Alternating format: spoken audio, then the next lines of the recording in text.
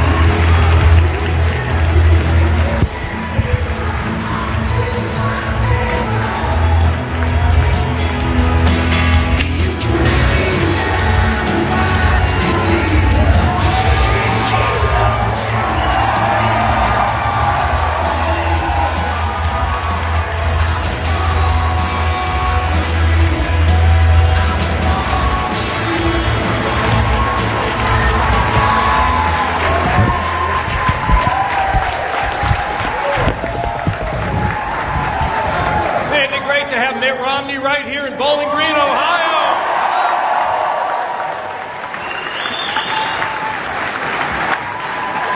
Wow, what a turnout. I think this is an indication we may be with the next president of the United States.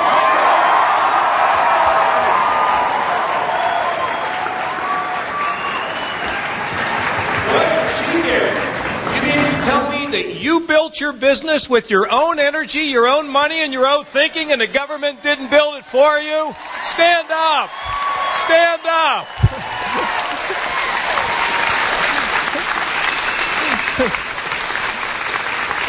Well, it's so exciting to have Bowling Green rocks, doesn't it? I mean, it just rocks up here. It's a great turnout for the governor. These are the kind of events where he sees this boy, and I'll tell you, he's going to carry energy from this through the rest of the campaign, and you're just so fantastic to show up, huh? Everybody's fired up, huh?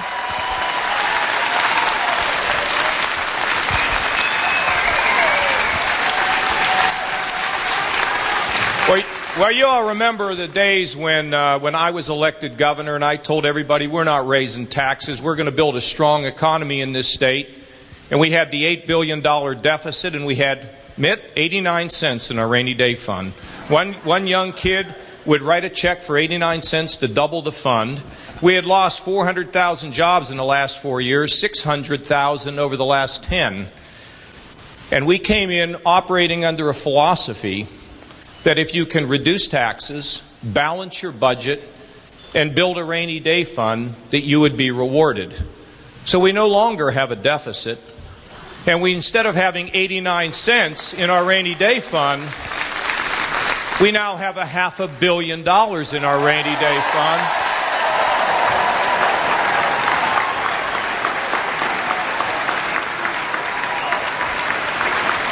And thanks to Randy Gardner and Mark Wagner, we have that. And you know what? They want to spend it, and I got news for them.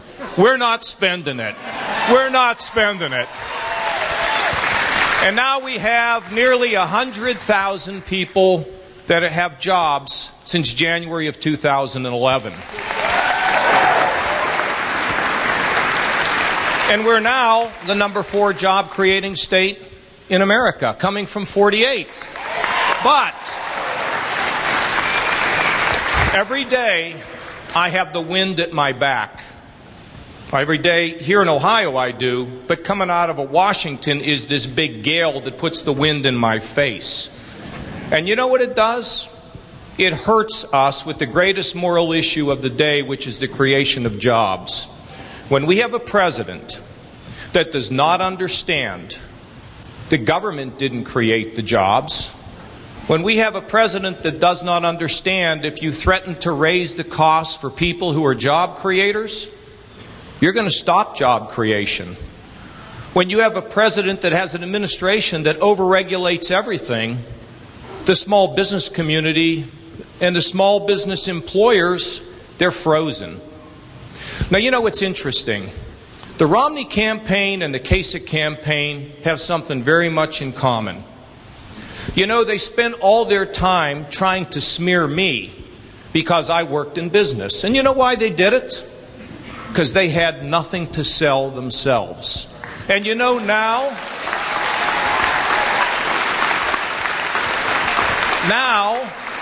they are releasing one smear attack after another because Mitt Romney was in business and they've got nothing to sell. So now they try to smear this man. Now, ladies and gentlemen, the greatest moral issue of the day are jobs. Why? Because when mom and dad are working, the marriage is stronger, the family is stronger, and the kids have hope and opportunity to realize their God-given purpose. Thank God that Mitt Romney was a businessman that understands how to create jobs in America and understands risk-taking and investment and low taxes. And he took those job-creating business skills into the government in Massachusetts. You talk about a wind in your face coming from that legislature. But Mitt Romney was a job creator in the state of Massachusetts and eliminated the deficit and turned that state around, taking the knowledge he had in business and putting it in the government of the state of Massachusetts. And you know, folks, I think we're about 9 days away. Is there anything more important to our souls than an Olympic Games on American soil? I don't think so. The games were collapsing. And they said, Mitt, would you come in?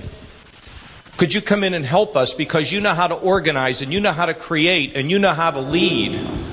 And in 2002, Mitt Romney answered the bell, and we had one of the most successful Olympic Games in modern history because of the organization and work and the character of Mitt Romney. He made it work.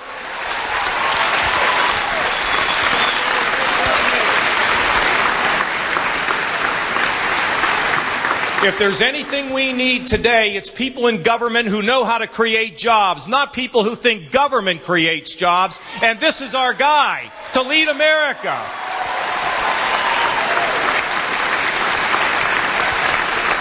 So we have the trifecta. We have a man who understands how to give that man or that woman just on the corner here in Bowling Green the tools they need to create jobs and help families. We have a man that took that experience and was successful as an executive in our government. And I don't know about you, but I'm not voting for anybody else that's never been an executive and knows how to create jobs and knows how to accept personal responsibility. I don't know about you, but I'm not voting for anybody like that.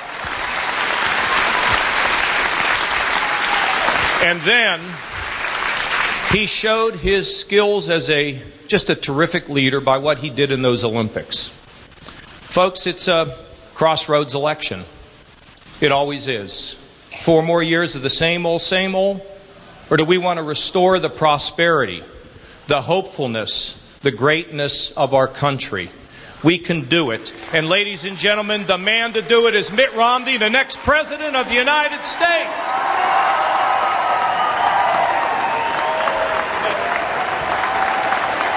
Thank you, Governor. Wow, what a welcome. Thank you.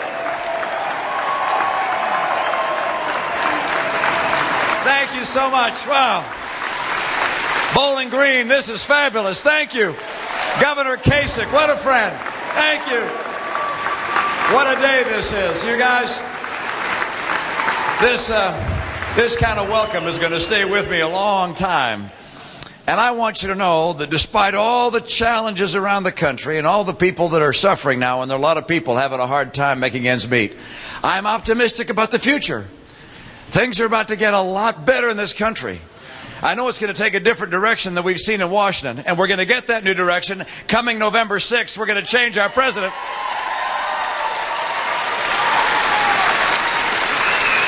But my optimism flows from what's happening in states like this one, by the way, where people who believe in common sense principles, like holding down spending, balancing budgets, keeping taxes as low as possible, putting in place business-friendly legislation so that you encourage businesses to come back and to add jobs here. These principles are working in Ohio. And by the way, I was on a bus trip a few weeks ago, you may have seen, across Ohio, Pennsylvania, Michigan. I was in Indiana, Wisconsin.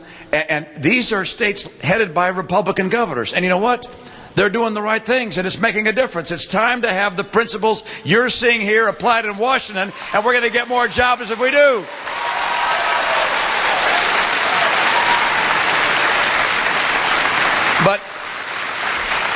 But for too many Americans, these are tough times. The president, as you recall, after being inaugurated, went on the Today Show and he said that if he couldn't turn the economy around in 3 years, he'd be looking at a one-term proposition. That's right. That's right.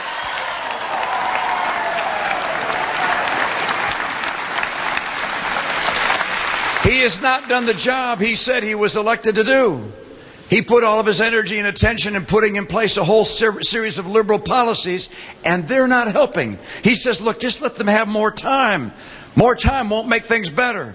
His policies have hurt job creation, not helped. And if you don't believe me, go talk to any business person. Small business, big business, middle-sized business. Go talk to them and say, did Obamacare make it more likely or less likely for you to hire people? Guess what their answer is going to be? No, it did not help. Did Dodd-Frank make it easier for banks to make loans to people who need help getting a business going? Now, how about the president's energy policies, clamping down on coal and drilling for oil and gas? Did that help create jobs? Now, how about his proposal to raise taxes on small business from 35% up to 40%? Does that create jobs? Now, you know the answer, by the way. What you said is what you're going to hear by talking to people across this country in small businesses. People who are thinking of beginning a business. People who are already in an enterprise. Ask them, have the president's policies helped you? And they'll say time and again what you just said. No, they haven't. Today, the National Federation of Independent Businesses, NFIB, they announced a study they'd carried out. They talked to their members and had some economists trying to understand what would happen if the president's tax policies actually were enacted. Because his tax policy is to take the tax on small business from 35% to 40%. I say that because most small businesses are taxed as individuals. And he wants to raise the marginal tax rate from 35 to 40%. And the NFIB came back with a number. They said if that policy gets put in place, it will kill 710,000 jobs. That's the direction of this president. And there's something else, I think, that you ought to know. And that is when something's in trouble, when people need good jobs, you would think the president would focus all of his energy and his passion on helping people get jobs. But do you know what he's been doing over the last 6 months? Yeah. In the last 6 months, he has held 100 fundraisers. And guess how many meetings he's had with his Jobs Council? None. Zero. Zero in the last 6 months. So it makes it very clear where his priorities are. His priority is not creating jobs for you. His priority is trying to keep his own job, and that's why he's going to lose it.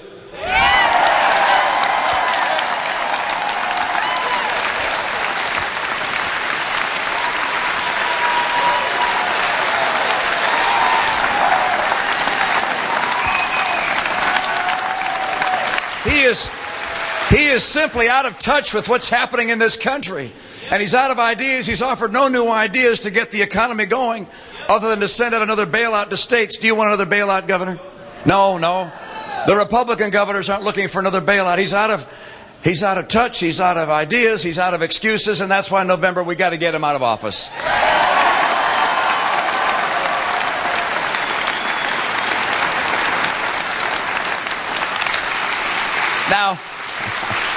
Now on Friday, he said something which the governor alluded to, which really reveals what he thinks about our country, about our people, about free enterprise, about freedom, about individual initiative, about America.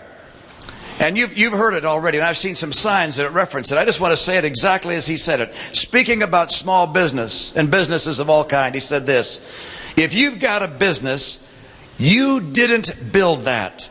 Somebody else made that happen. How many people here, would the people who began a business or are leading a business in this room please stand up? Wow, thank you. Thank you. Don't sit down. Stand up, keep standing up, keep standing up. Let me ask you, I know that you recognize a lot of people. Oh, don't sit down. I want you still up. Keep standing up. I know that you recognize a lot of people help you in a business. Perhaps the banks, the investors. There's no question your mom and dad, your school teachers, the people that provide roads, the fire, the police. A lot of people help. But let me ask you this. Did you build your business? If you did, raise your hand. Take that, Mr. President. This is what's happening in this country. These people are entrepreneurs. Thank you so much, you guys.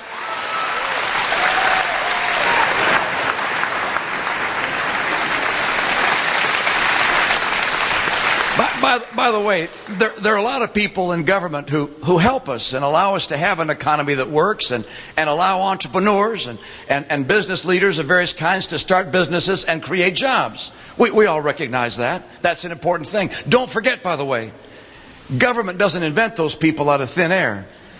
We pay for those people with our taxes. We're paying for those resources that we receive. But to say what he said is to say that Steve Jobs didn't build Apple Computer, or that Bill Gates didn't build Microsoft, or that Henry Ford didn't build Ford Motor Company, or that Ray Kroc didn't build McDonald's, or that Papa John's didn't build Papa John's Pizza. This is the height of foolishness. It shows how out of touch he is with the character of America. It's one more reason why his policies have failed. It's one more reason why we have to replace him in November.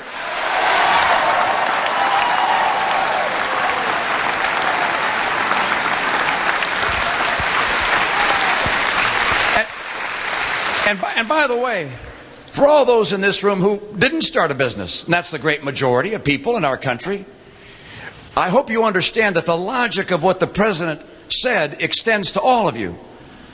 Because what he's saying is that if someone has succeeded, if they built something, he's saying they didn't really build it. No, it was the government. It was the government that takes responsibility. So for the student in school that works hard to get on the honor roll, that's not really them. That's their teacher that did that, and the government that paid for it. And if somebody came here across the border legally and brought their family seeking a better life, their success is not due to them. No, they didn't build it. The government gets credit for that. And if a person in their job says, you know what, I'm gonna work hard and get more skills, and I got a promotion. That promotion, oh, by the way, that's not yours. That's thanks to government. That's where this leads.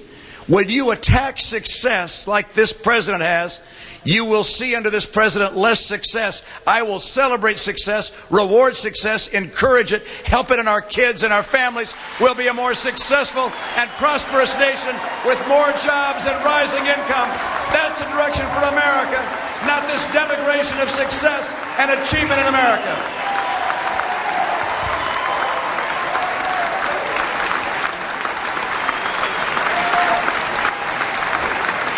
You know,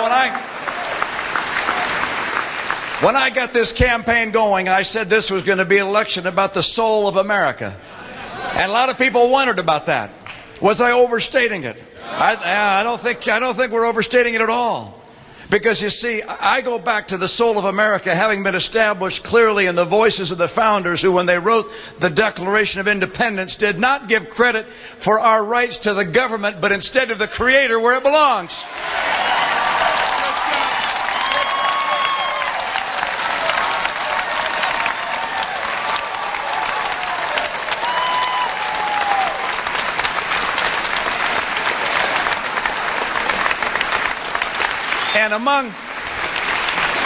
And among the rights given to us not by government but by our Creator are our right to life and liberty and the pursuit of happiness. People in this country are free to pursue happiness as we choose. We're not limited by the circumstance of our birth. This idea of criticizing and attacking success, of demonizing those in all walks of life who have been successful, is something which is so foreign to us we simply can't understand it.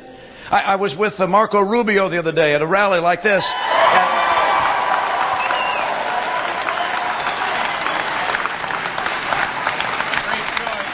And he said, you know, he grew up in a pretty modest home in the Miami area, and he said around them were some spectacular homes, very successful people. And he said never once did he hear his parents say, why won't those people give us some of what they have? Instead, what they said was, aren't we lucky to live in a country where if you work hard and get an education and take a risk, someday you might be able to achieve that yourself. That's the way America works. That's the heart of America.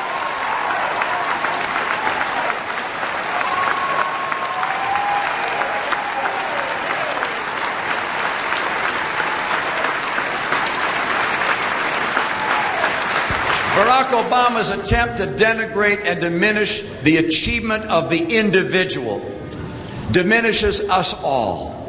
We all, of course, recognize the power of all of us working together. We're a united nation. He divides us. He tries to divide America, tear America apart. He tries to diminish those who've been successful in one walk of life or another. It's simply wrong. It is not the right course for America's strength. We need to draw on the people of America individually, collectively, so we can overcome the challenges we face. And I know we're going to do it. I know how to get this economy going, by the way. The governor said,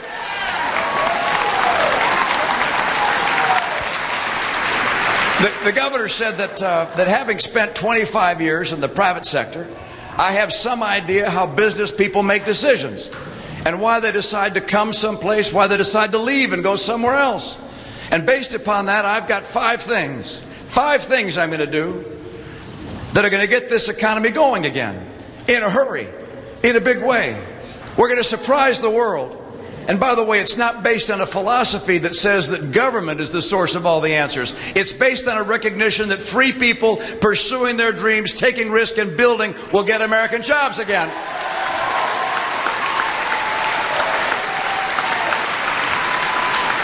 And so, my 5 things in no particular order, except the last one is kind of big. All right, so we'll come to that one at the end. Number 1. I'm going to take advantage of our energy resources, our oil, our coal, our gas, the pipeline from Canada. We're going to get America energy secure.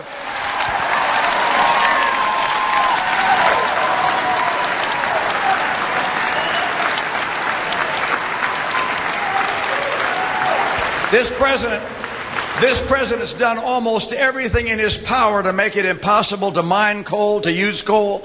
He's held off on the development of our oil resources. He's tried to have the federal government insinuate itself into the production of natural gas. What he has done has not made it easier for people in the energy industry, and that's harmed the American consumer, and it's meant jobs have left to go elsewhere where energy is less expensive and more abundant. And I'm going to change all that. We're going to get ourselves energy secure. I'm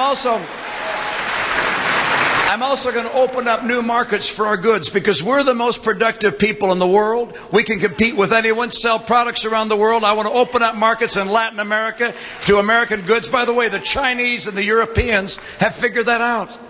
In the last 3.5 years while this president's been in office, they put together some 44 trade agreements with nations around the world. And he's put together none. I'm going to get us trading and opening up more goods for more jobs for Americans. So number 1, energy. Number 2, trade. Number three, if a nation has massive debts that ultimately become overwhelming to the overall economy, it slows down the rate of growth of the economy, and that means fewer jobs. And therefore, I will do what is necessary to finally get America a balanced budget.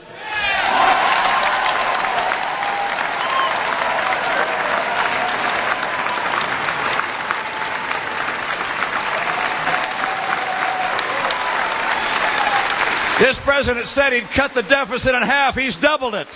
It's time to get a balanced budget. That's number 3. Number 4, I want to make sure that the workers of today have the skills they need to compete in the jobs of today, and the kids coming through our schools are able to have the skills they need. Our schools around the nation are underperforming what they could do. Our teachers are terrific. Our parents are terrific. Single moms are working their hardest to give their kids a brighter future. I love them. I love what they're doing. But let me tell you, we got to get the teachers' unions behind, and the parents, the teachers, and the kids ahead.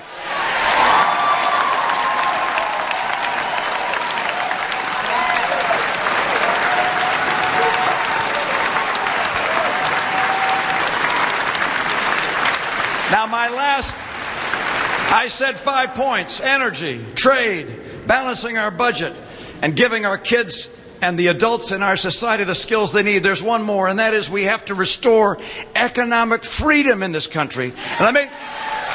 You see, America's economy runs on freedom. It is not driven by government. It's driven by free people pursuing their dreams. And so we've seen during this presidency one step after another that's made it harder for people to see freedom in enterprise here. We raise taxes on small businesses. That's got to end. We've got to keep them down, lower them. We add regulation at a rate 3 times higher than the last president. This Dodd-Frank piece of legislation is killing small banks. We've also seen healthcare costs go through the roof. That's making it harder for small business. We have labor policies that in many cases are not fair to members of our working community and to their employers. These things have to change. I want to restore economic freedom because I've seen what it'll do. As I've gone across the country these last couple of years, I'm just blown away by the entrepreneurs and innovators in America. I saw so many here stand up as they showed their commitment and their work in putting a business together. I met a guy today in Toledo. He began a business, $1,000 and a mortgage on his house, second mortgage, and he began a business. It now employs 30,000 people. Just amazing.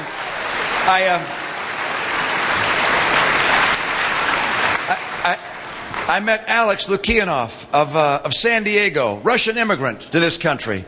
Got some back issues. He looks at how back surgery is done, thinks he has a better idea for how to do it, invents a product that surgeons can put in to help people with back problems. Now that little business has $900 million in sales and employs 1,200 people. I met someone you may know. A neighbor from Illinois. Well, it's not exactly a neighbor, but one state over. I met a guy from Illinois, Jim Leotone, and Jim didn't do so well in school. He was second from the bottom in his high school class. His dad said, either you get into college or go into the military. And his son said, well, I'd like another option. I'd like to be able to borrow money from your dad to start a little business. And his dad agreed. They'd split the business 50-50 about, and if he could pay back the loan that he borrowed and with interest on it, why, he could go on with his business career. And so he loaned him the money, and then Jim found out that with the money he got, he couldn't begin to open a restaurant because it cost a lot more than he thought. I mean, just to put in a griddle, to make the hot dogs and the hamburgers and the venting hood and all that, well, it costs a lot more money than what he was able to get from his dad. And so all he could make was sandwiches. So he worked out of the garage and made sandwiches and then delivered them to people.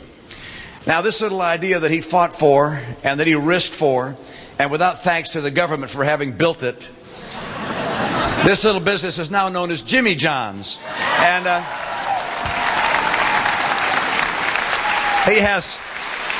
there are 1,200 Jimmy John stores in this country.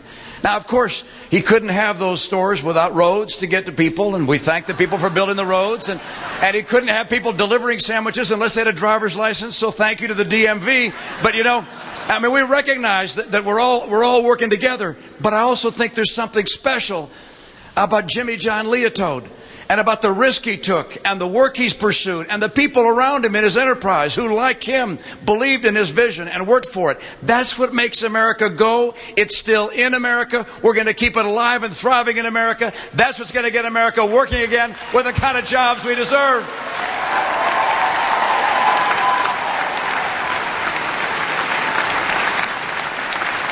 I see there's some fun signs here. What does that say? I built my own business. Exactly right. Up there. Even Chicago wants met. How's those green jobs, Obama? Outsourced. Ohio for small business. Let's see. More Obama equals less job creation. These are fun. I created my business, not the government. These are fun signs here. You guys in back can't see them. But those who made those signs, thank you for reminding us who it is in America that creates jobs.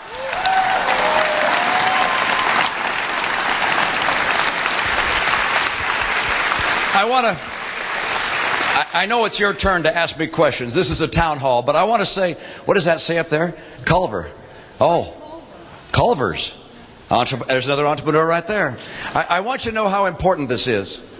This election about the soul of America is whether we're going to believe in America that's dominated by government. We're going to have a president who believes government is at the center of America, the nucleus of our economy. Or whether instead we're going to have a president like me who believes in the vision of the Founding Fathers that God gave us our rights, and those rights include our freedom to pursue happiness as we choose. And it matters, you guys. It matters when we make that choice. Because if we follow my path, we're going back to work. We're going to have a bright future with good jobs for ourselves and our kids. And we'll protect freedom and be the hope of the earth. Thank you so very much. Thank you. Now it's your turn. Now it's your turn to ask me questions. You get to ask me some questions now. And if you are members of the media, I just try and dodge them. But I'm just kidding, of course. But I'm going to do my best to answer questions that you have. And by the way, you can ask your governor, too. If you want him to come repave the road in front of your house, why, just tell him your address and he'll do it, I'm sure. Right over here. Yes, ma'am. I want assurances that when your 8 years as president is over and the ship heading towards Niagara Falls is starting to turn around, we need a conservative vice president. I don't want to fight the Washington establishment to take this country back. We need you to have your ear to the Tea Party that brought 2010 elections before the Republicans.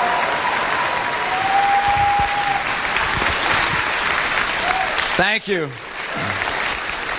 Well, I can assure you that even though I have not chosen the person who will be my vice president, that person will be a conservative. They will believe in conservative principles. And I know looking 8 years down the road is a little far to look, but I can tell you this. But eight years out there, we're going to have a balanced budget. We're going to have a court that believes in following the Constitution and following the law.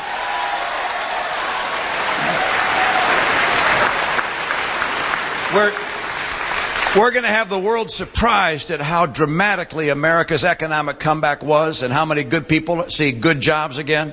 We're going to see America almost at the point of being energy independent, meaning North America, that we in Canada and Mexico are able to live with our own energy and don't have to import it from anywhere else. We're going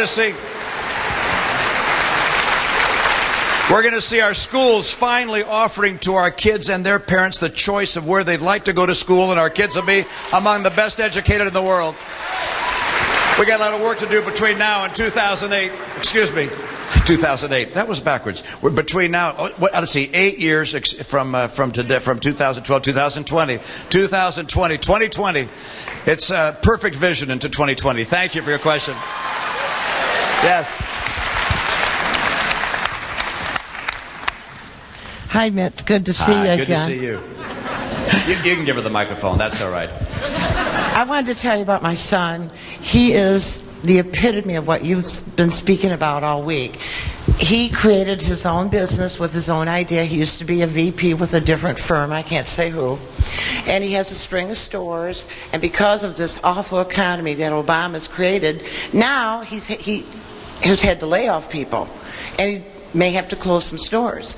And it's all because of what this monster has done to this country. We have to have you as president. That's not a term I would use, but I can. I'm an angry mom. You're an angry mom. Good.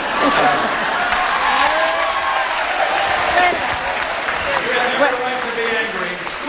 Women drive the economy, like your wife said. Yeah. And this happens to be a ladies' apparel, and women do the shopping there. And all of them are saying, they don't have any money.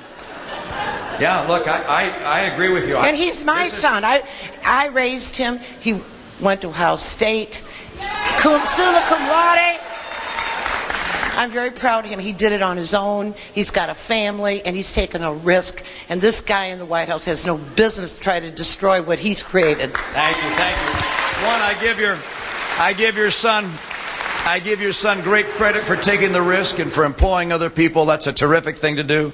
I also recognize that the Obama years have not been good years for business, with very few exceptions. By the way, one of the exceptions is if you happen to have been a large campaign contributor to the Obama campaign. Why, you may have found yourself able to receive a government guarantee or loan. There have been some like Solyndra, Fisker, Tesla, others that have received $500 million each. It's only coincidental, by the way, that these are contributors to the Obama campaign, and not all of them have done very well. Solyndra, you know the answer to there. Fisker makes electric cars, and we loaned them $500 million. When I say we loaned them, I mean taxpayers loaned them $500 million. And guess where they make their cars? Finland. Yeah, Finland.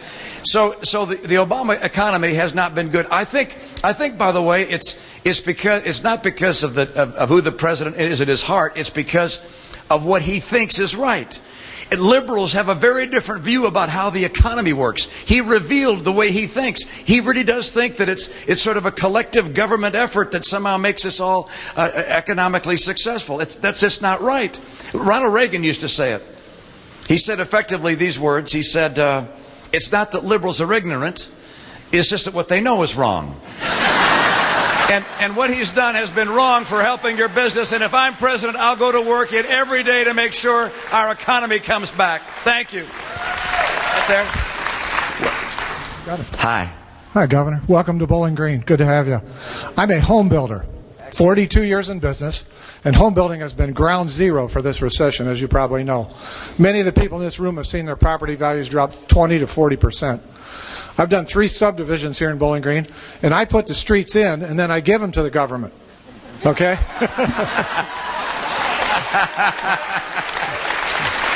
hope you get credit for that, by the way. Yeah.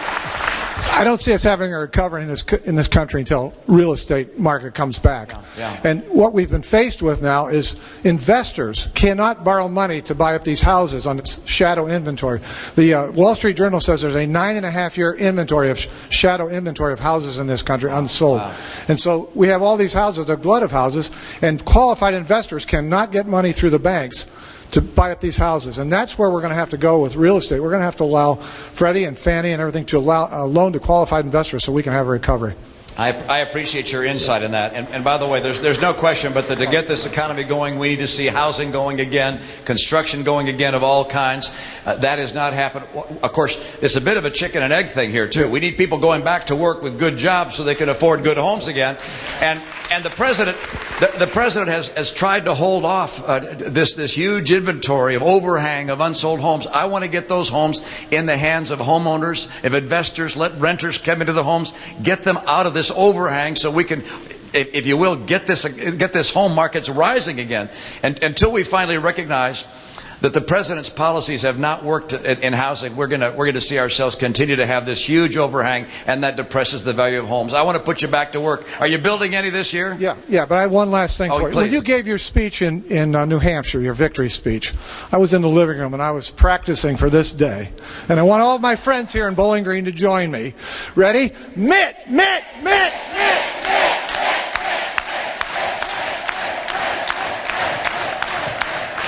Thank you. Contrary to all appearances, that was not my brother, all right? Yes, sir. Governor, thank you for coming back to Northwest Ohio. We know you're not a stranger here. About 1.5 years ago, somebody floated a trial balloon that scared the daylights out of a lot of retirees. Now, they're the last people in the world that should be frightened. But we are also sitting on a lot of money. And a lot of this money is in 401ks and different other privately funded retirement plans. Can you give us your assurance that you will not jeopardize these plans and make certain that the government keeps their hands off our retirement savings? Thank you. Thank you. Yeah, I appreciate that. It's a disturbing thing and a sad thing when politicians start frightening seniors in ways that are untruthful. And I don't know the specific occurrence you're referring to, but I can tell you this, which is that Social Security and Medicare are going to be there for our seniors, for those that have retired, for those that are near retirement. But for these two kids here, how old is she?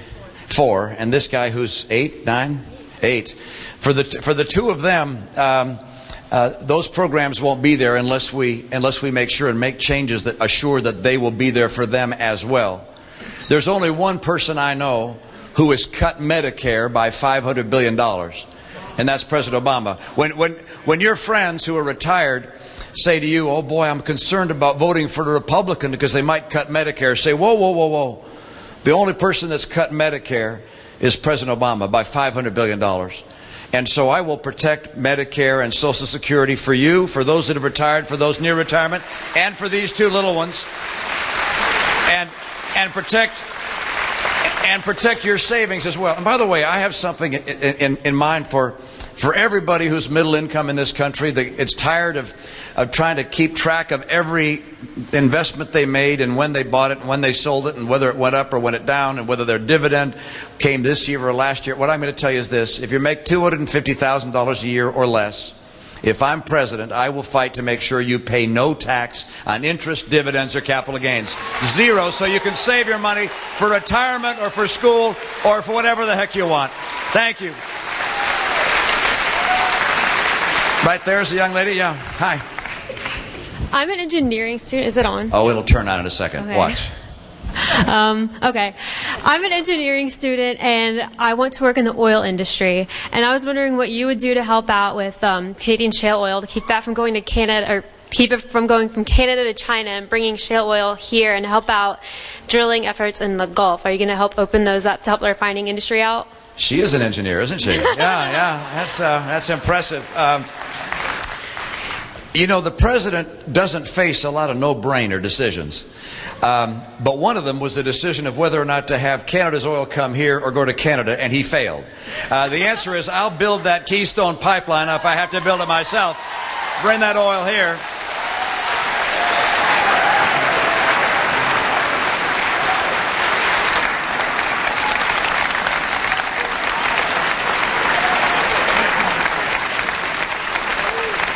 And you see, I also want to get oil from the Outer Continental Shelf. When I hear that in the Gulf of Mexico that we have drilling rigs that are leaving there and going other places, like down to Brazil, because they can't get the permits to drill here. The president has cut almost in half drilling permits and licenses on federal lands and federal waters. Look, I want to double. I want to dramatically increase the number of licenses and permits that we provide to drillers. I want to use our natural gas too. I want to use our oil, our natural gas, our coal again. I want our coal to come back. We need these sources of energy, and if we do, we can keep the... By the way, I hope everybody understands this, which is, if you have plentiful energy like we do, and you take advantage of it, and it's low cost, and our natural gas, by the way, is, as you know, is very low cost. If you take advantage of that and have it available, then you're going to have manufacturers that use energy come back to America. And that means not only jobs in the energy sector for engineers like yourself, but it also means jobs for people in manufacturing. And so we have an opportunity here with energy that's really second to none. It's an amazing blessing that America has.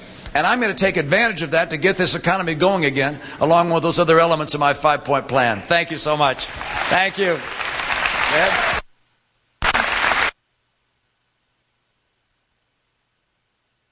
Community Services Employment Program, which is funded by the Department of Labor and operated by private nonprofit business.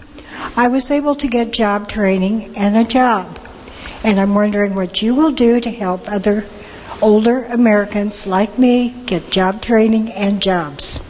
Let me tell you what I'd like to do with our job training effort. And we have, I think the number is 47, it could be 49. But we have about 47 or 49 federal job training programs. And they report to about 8 different federal agencies. You can imagine the overhead, the bureaucracy. And they're administered at the federal government level. What I would like to do is take all that money and take Ohio's fair share and give it to the governor and the legislature and say, you create programs that you think are best to help your people get the jobs that are needed in Ohio. I think states can do a better job than 47 bureaucracies in Washington, D.C. So, and let me tell you something. Let me tell you something we tried in my state. I'd love to see other states. You may already be doing this. I'd love to see other states try, by the way, improve on it in dramatic ways. We said we had a real concern with people who've been out of work for a long time, over a year. And we said to employers, if you'll hire someone who's been out of work for a year or more, we'll give you a couple $1,000s to train them in a real job that you need done. And so the employer had an incentive to hire someone, and then they had the money to train them. And so that was a heck of a lot better than just having them go off to a training class, maybe or maybe not being able to find a job. So just an idea, but I want to have the states be the home for a lot of things. By the way, our programs for the poor, we need to care for those that can't care for themselves. We're a very compassionate people. And we have Medicaid to provide health care for the poor and food stamps. So many people rely on those and housing vouchers. I happen to believe, again, these dollars would be best directed at the state level where you can make sure there's no fraud and abuse, and you can make sure the people who need the help are the ones actually getting it. Thank you. Over here, let's see, where are we going to go? You guys? There's someone in the back row back there. That's you. Yep. Hi, Mitt. Hi. Nice to see you. Thank you. I'm just a little afraid of what's going on in this country due to the fact of the arrest out in Arizona recently of a couple who was holding a Bible study in their own home. The attack on religious freedom is definitely not the USA or the land of the free that we were born and raised in, and I would really like to hear what you have to say about that. Yeah, thank you.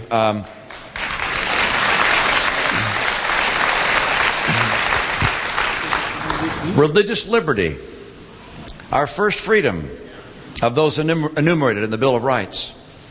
And the President and his administration said they are going to usurp your religious freedom by demanding that you provide products to your employees, if you're the Catholic Church, that violate your own conscience.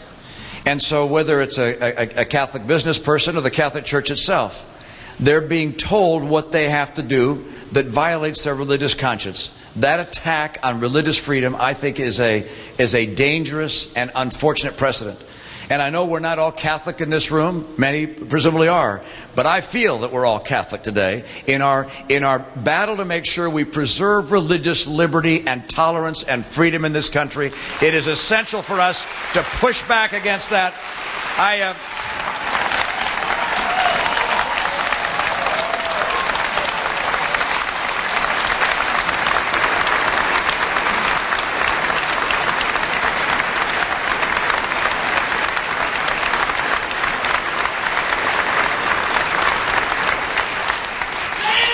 I will say it again. That's one more good reason to get rid of Obamacare, and I'm going to get that done. The first day I'm in office, we're going to go to get rid of Obamacare.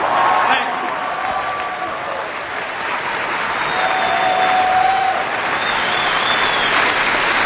you. Now you think I'd started with that. That's the line I should have begun with, right?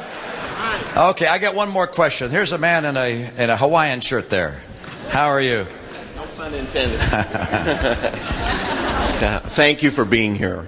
Thank you for your stamina and integrity that you represent.